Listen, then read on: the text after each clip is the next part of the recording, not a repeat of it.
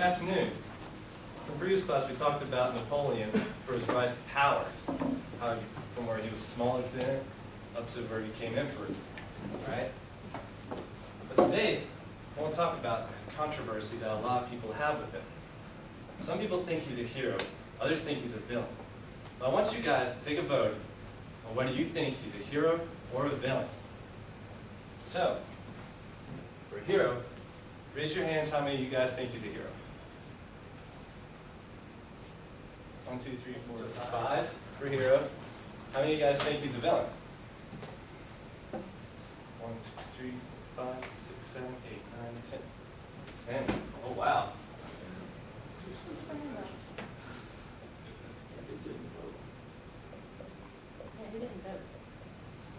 I raised my hand, he just didn't count me. Oh, what'd you vote as? Villain? So it's 11. Okay. So for Napoleon, we're going to talk about his reforms and him as an emperor for his conquest.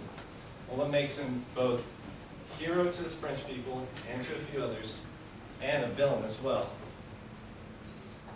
I'm going to skip this part here, but basically from the last class, he was basically crowned in 1804, and his empress was Josephine as well. So what kind of personality do you get from him, from his stance in this picture? He's Arrogant. Arrogant? cocky. He has pulse. Yeah, Looks like pretty he wants much. to take over the world.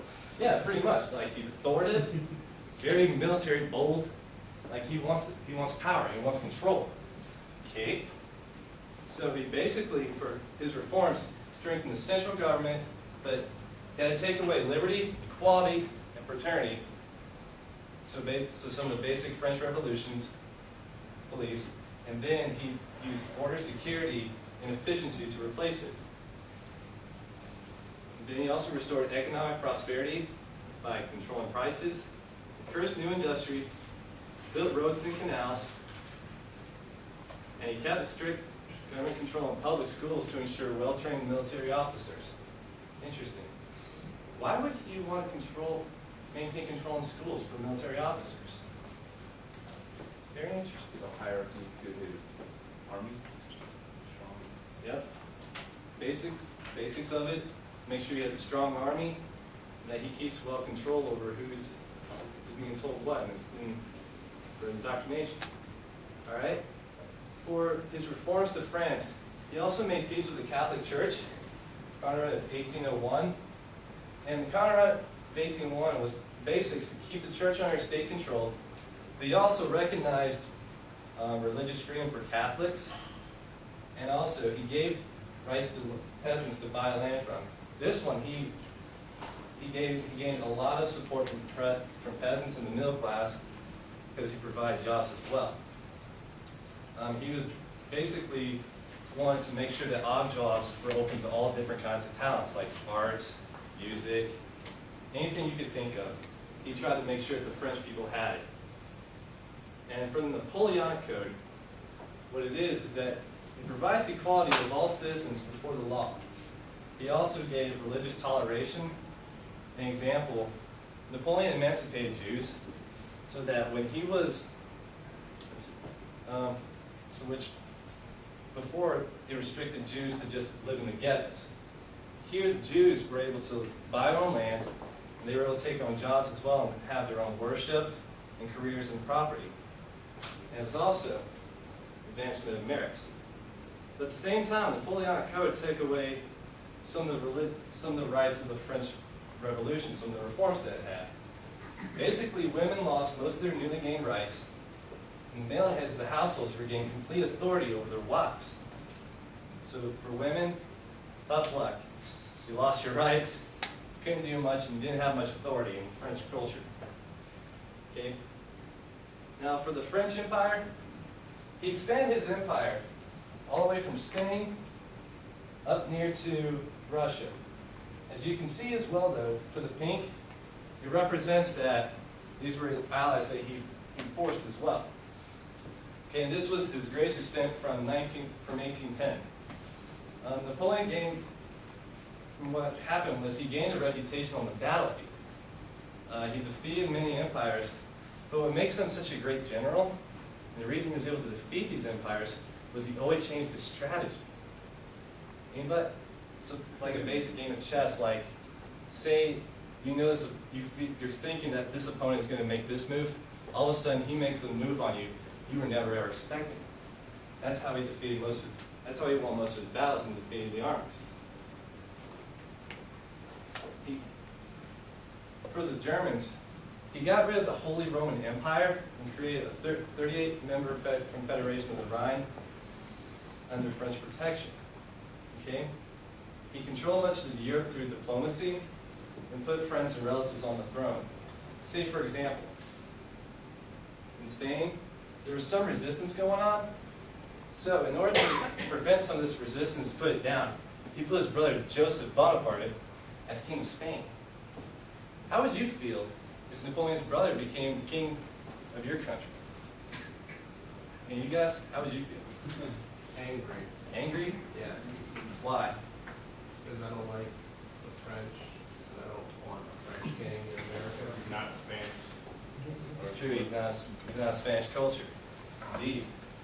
You feel like an outsider is taking over your country and changing everything that you believe. But at the same time, while he was conquering these countries, he was boosting French nationalism.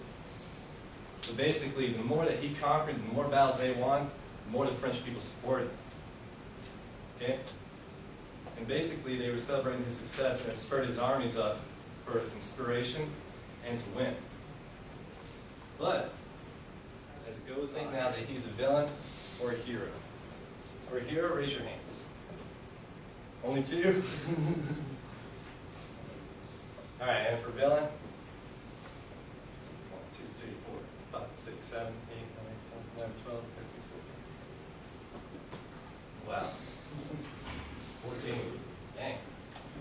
Alrighty.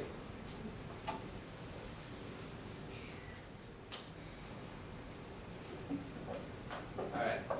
Now for you guys, what I want you to do is write a short response, just 2 to 3 sentences about Napoleon. Okay, Napoleon was known as the great emperor of France. He expanded his empire from Spain to Russia and made many reforms to France. These accomplishments made Napoleon a famous historical figure. Although many perceive him as a great figure, Napoleon has more controversy. Some others say he's a villain because of his acts on countries he conquered. Decide whether you believe Napoleon was a hero or a villain. And basically just write a 3 to 4 sentence paragraph on why. You can, whatever we covered in class, you can use that as your base of defense.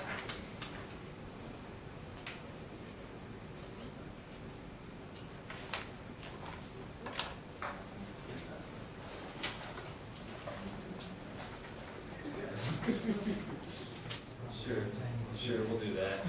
Alrighty, guys, we'll just assume. Did any of you guys want to go on your opinion on why? It looks like the villains go first. Alright, Gina.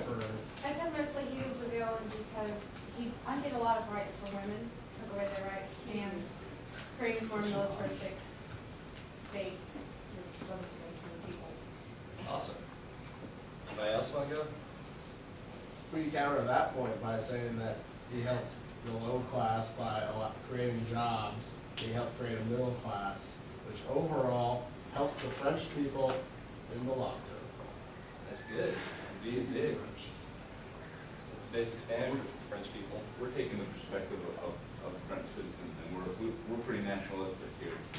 So what you're getting from this perspective is that the French people, so what you're saying is that French people would mostly consider him a hero, while the rest of the world in Europe consider him a villain. Is that the basic gist of what you get? Oui, oui. Awesome. Well, that's it for today, and I hope you enjoyed it.